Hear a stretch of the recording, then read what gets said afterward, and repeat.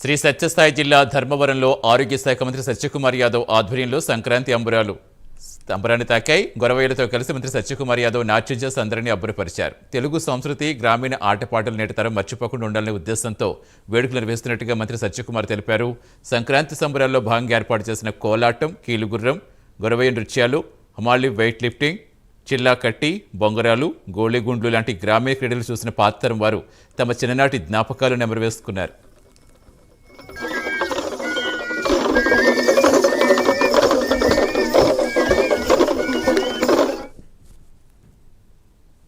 నియోజకవర్గ ఆత్మ బంధువులందరికీ కూడా సంక్రాంతి శుభాకాంక్షలు.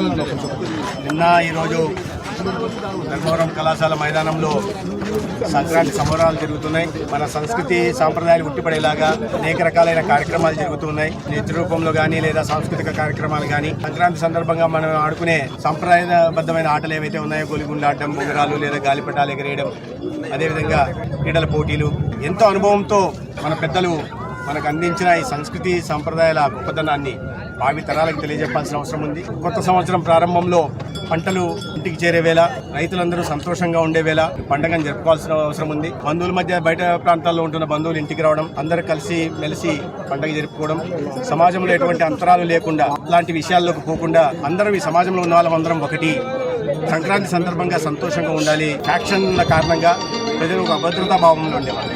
ఇప్పుడు అటువంటి పరిస్థితులు వైదొలిగి అందరూ సంతోషంగా ఉంటే, సంతోషం, శాంతి ఎక్కడ నెలకొంటుందో అక్కడ అభివృద్ధి కూడా సాధ్యమవుతున్న విషయాన్ని ప్రజలు గుర్తిస్తున్నారు. అందుకని నేను పెద్ద సంఖ్యలో పాల్గొన్నాను.